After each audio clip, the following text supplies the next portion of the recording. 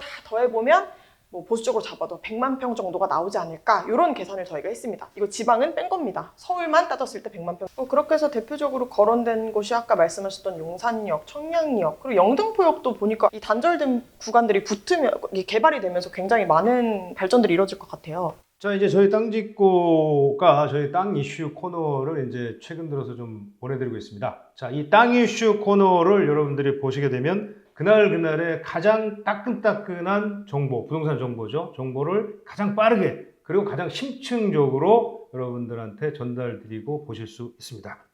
자, 오늘은 철도 지하와 관련한 얘기를 좀 해볼까 합니다.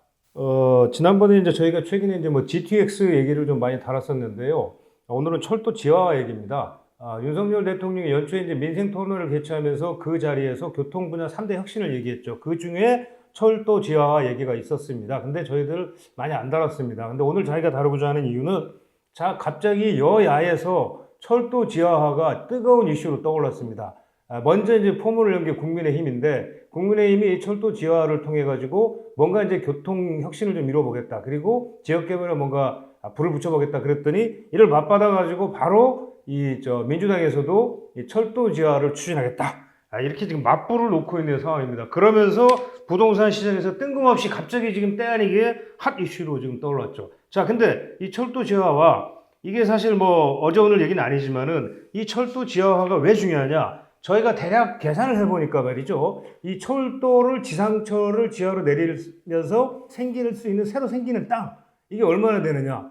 서울 수도권에서만 어림잡아 저희가 대충 잡았습니다. 100만 평 이상입니다. 자, 그럼 이 100만 평 이상이라는 땅 생각해 보십시오. 서울 수도권에 땅이 없습니다. 땅값 엄청 비쌉니다. 평당 1,000만 원만 잡으면 10조입니다. 평당 3,000만 원 잡으면 30조 원의 노른자 땅이 생긴다, 이런 말입니다. 새로 생기는, 쓸 수 있는 아파트. 제가 아까 이게 아파트 몇 채 정도 지을 수 있을까 대충 계산해 봤는데 적게 잡아도 한 3, 4만, 많이 잡으면 10만 정도도 충분히 지을 수 있습니다. 공유 개발하면. 자, 이런 상황이라. 자, 그렇기 때문에 저희가 이 문제 안 다룰 수 없죠.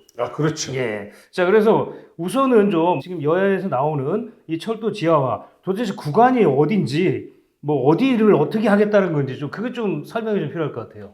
뭐 대표적으로 거론된 곳은 경부선이 지나는 당정역에서 서울역 구간이고요. 그리고 경원선이 지나는 청량리에서 도봉산 구간, 그리고 경인선이 지나는 구로에서 도원역 구간, 그리고 경의선이 지나는 서울역에서 수색역 구간이 이제 대표적으로 언급이 됐는데요. 여기 다 더해보면 73.7km 정도 나옵니다.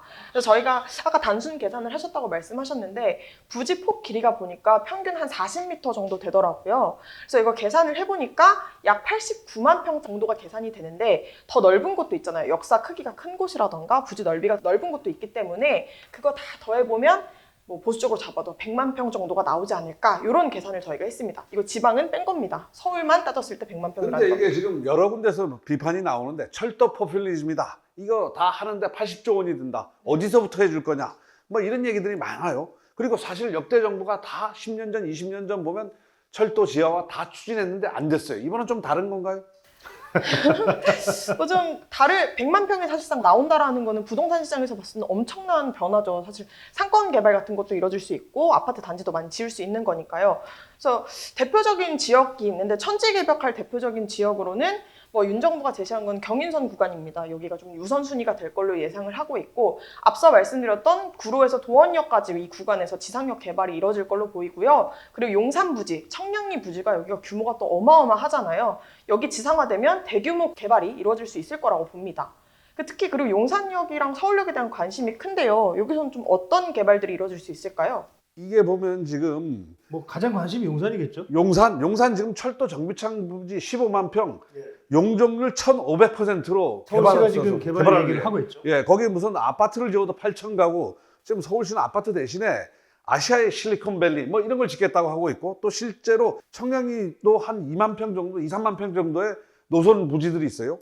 그다음에 구로 차량기지, 그다음에 영등포역 이런 데 가보시면 사진으로 보시면 아시겠지만 상당히 넓은 부지들이 있어요. 그러니까 이런 데는 사업성이 충분히 있을 것 같아요. 그리고 이제 위치 자체가 뭐 아시겠지만 용산역이야말로 지금 떠오르고 있는, 용산으로 이제 대통령실도 이전을 했고 용산 국가공원도 지금 짓고 있고, 그래서 이제 용산에서부터 사실은 용산역 자체의 개발도 정비창 부지 또 중요하지만 용산, 남영, 그다음에 이제 숙대 있고 서울역까지 이어지는 이 라인들이 사실은 황금 땅인데 철도에 의해서 양쪽이 다 분리가 되어 있는 상황인데 이게 지상 구간이 만약에 철도가 없어지고 땅을 활용할 수 있게 된다면 어마어마한 가치가 있는 땅으로 변모하지 않겠느냐. 그리고 이제 주변의 개발들 지금 철도 때문에 안 됐던 그 주변 땅들이 어마어마한 개발이 이루어질 가능성이 있다. 가능성이죠, 물론. 철도 포퓰리즘 얘기를 하시는데 물론 그런 측면이 있어요. 근데 이게 정부가 보면 여당 야당도 뭐냐 민자로 하겠다는 거예요. 근데 그렇죠. 민자 모든 건 다 안 되겠지만 사업성이 있는 땅들이 좀 있어요. 예. 그게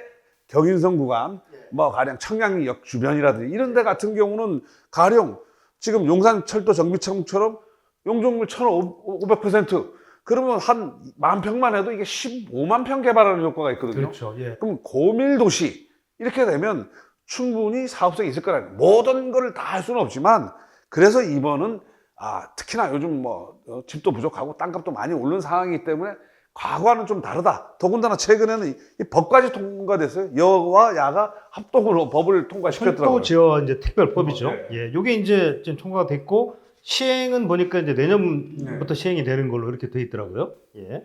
근데 이제 이게 아까 이제 말씀하신 것처럼 뭐 이 가능성이 있겠느냐라고 이제 사실은 계속 이제 그 의문들이 물론 이게 이제 뭐 개발의 비용 문제, 이 개발 비용이 수십조 아까 말씀하신 민주당 계산으로는 80조, 정부 계산으로는 약 60조 정도인 60조. 것 같아요. 그렇죠? 근데 이게 지금 어찌됐건 지자체 중에서 근데 이미 사실은 철도 지하화를 어느 정도 지금 상당 부분 지금 앞서서 지금 계획을 수립하고 추진하고 있는 데가 있잖아요, 지금. 그게 또 안산이지 않습니까? 예시가 뭐 들어주신다면 어떻게 개발이 될까요, 안산이? 그게 이제 안산 쪽 얘기를 들어보니까 안산이 이제 지하철 4호선 구간, 저희가 이제 4호선 얘기는 안 했지만은 4호선도 지금 지상으로 다니는 구간이 꽤 많거든요. 그래서 이제 그 지상 구간의 대표적인 곳이 안산인데 안산 중앙역부터 이제 초지역까지 구간이었는데 그게 약 5.7km 정도. 이제 그 구간을 지상을 이제 지하로 넣고 그 위를 이제 하면은 그 주변에 땅들이 꽤 있거든요. 그 이제 녹지로 지금은 보존이 돼 있는데 그 땅까지를 합치면 약 20만 평 가까운 땅을 개발할 수가 있거든요. 그래서 그 땅을 개발하게 되면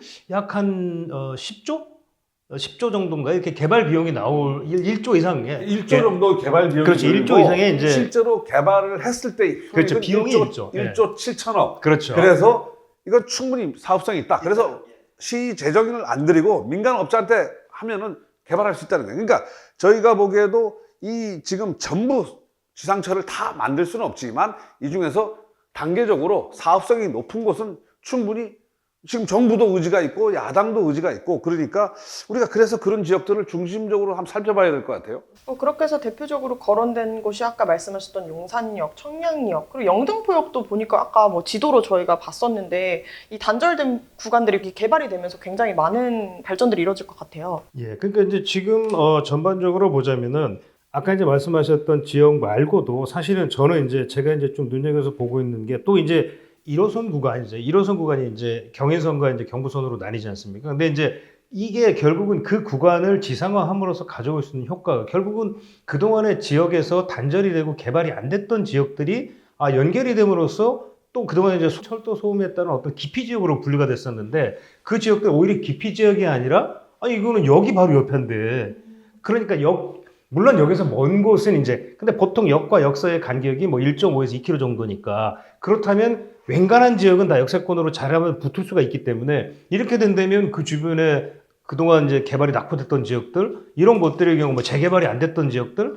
이런 것들도 얼마든지 재개발이 될 수 있고 또 한 가지는 그 지금 지상 구간들을 공원이라든지 또는 아니면 복합시설로 할 경우에 지역 내에서도 새로운 땅들이 생기기 때문에 지금 수도권은 땅이 너무 없지 않습니까 사실은 그런 땅들을 좀 더 고밀 개발을 할 경우에는 지역의 경제 거점 내지는 일자리 뭐 이런 것도 얼마든지 나올 수 있기 때문에 상당히 좀 저는 의미가 있지 않나. 금천구를 관통하는 경부선 철도가 있는데 그것 때문에 완전히 광명 쪽이 교통지역이라는 거예요.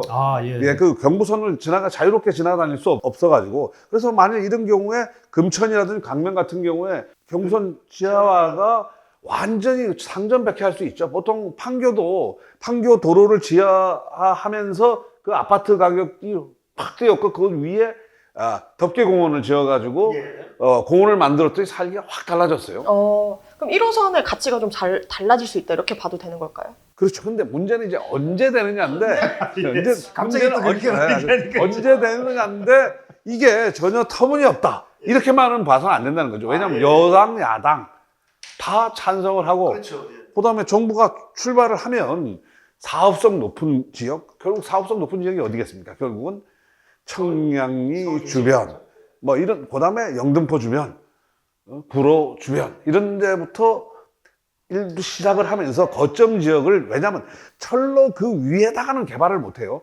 그 역세권하고 합쳐가지고 주변 지역과 더불어가지고 뭔가 이렇게 고밀복합 1500%까지는 아니더라도 1000% 이상 고밀복합으로 개발을 하면 상당 부분 되죠. 외국 일본도 찾아봤더니 어떻습니까, 일본? 일본도 상당 부분 옛날에 사실은 다 도로, 일본은 철도가 한 100년 됐어요. 그러다 보니까 집 가운데로 막 지나다녀요. 그런데 역시 일본도 그런 논의들이 꾸준히 한 4, 50년부터 있었다가 일부 지역부터 이루어지고 있더라고요. 그러니까 사업성이 좀 괜찮은 지역. 괜찮은 지역을 중심으로 해서 이루어지더라고요. 그러니까 이거를 오늘 당장이 아니라 장기적으로 보고 그 중에서 어느 쪽이 먼저 될 거냐는 역시 입지가 좁은데, 그 다음에 약간 넓은 지역이 있는데, 당연히 영등포도, 용산 되면 용산 철로도 그 주변도 당연히 같이 지하가 되겠죠. 그리고 지자체 의지도 좀 중요한 거 아닌가요? 그렇죠. 그쵸? 이제, 지자체 의지가 좀 많이 반영될 것 같은데 여기 개발하고 싶다 이렇게 해서 뭐 돈을 내면 해주겠다라는 거잖아요, 정부는.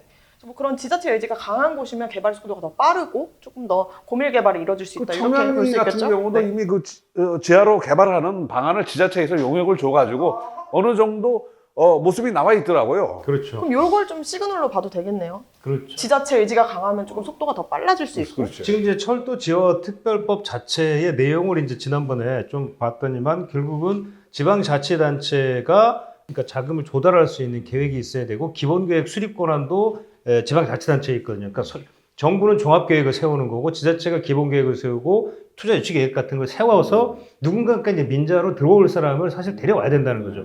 물론 땅은 철도 용지이기 때문에 국가 소유입니다. 그래서 정부가 현물로 출자를 하는 거고, 그리고 그 개발 비용을 그럼 누가 낼 거냐? 민자가 들어오는 거죠. 그래서 민간사업자가 들어와서 채권을, 지금 이제 발행 방식은 어떠냐면 채권을 발행해서 지하화를 하는, 먼저 지하화를 해야 위에 땅을 개발할 수 그렇죠. 있잖아요. 그러니까 채권을 발행하는 방식으로 그 채권을 발행해서 시설비를 조달한 다음에, 그래서 지하화 공사 끝나고 나면 지상부를 개발해서 그 자금을 이제 회수하고 개발 이익을 이제 가져가는 이런 방식으로 지금 진행을 하겠다는 얘기거든요.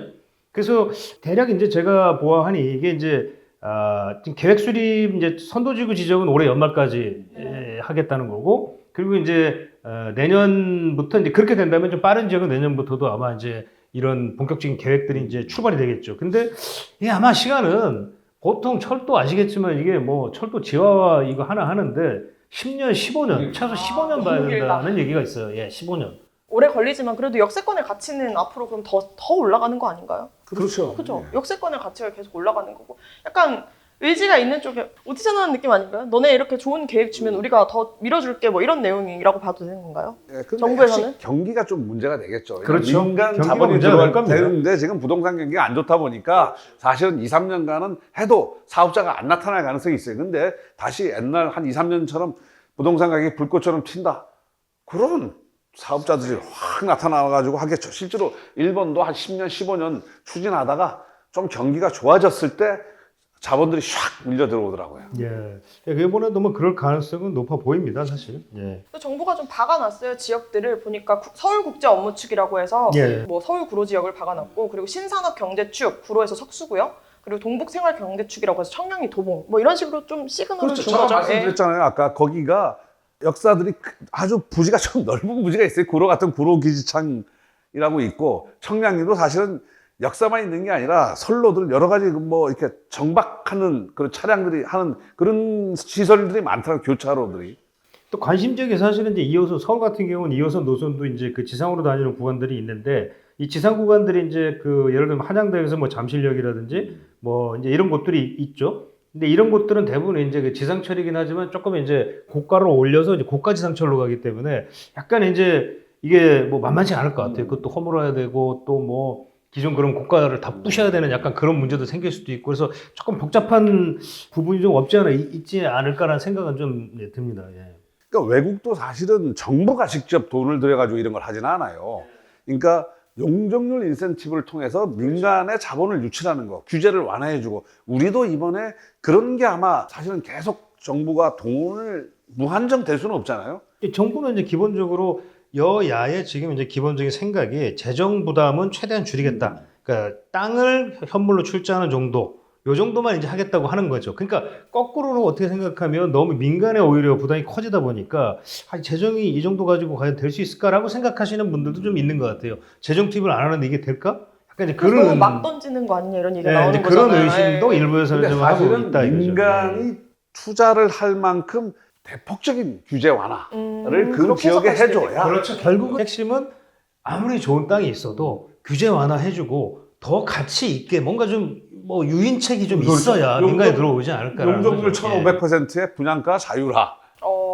그럼 엄청 니들 짓고 싶은 대로 지어라. 사업자 입장에서는 되게 매력적일 수 있는 거네요. 그렇죠. 예. 그 정도를 주지 않고서는 이게 쉽지 않다. 자, 현대자동차가 부지를 갖다가 삼성에다가 하는데 10조를 줬어요. 예. 근데 그 비슷한 부지를 갖다 그게 3만 평 되거든요. 그걸 청량이 3만 평 줄 테니까 니들이 개발해라. 그러면 사실은 청량리 뭐 한 10조 가지고 건물 밑에 지하 다 뚫고 개발 가능하죠.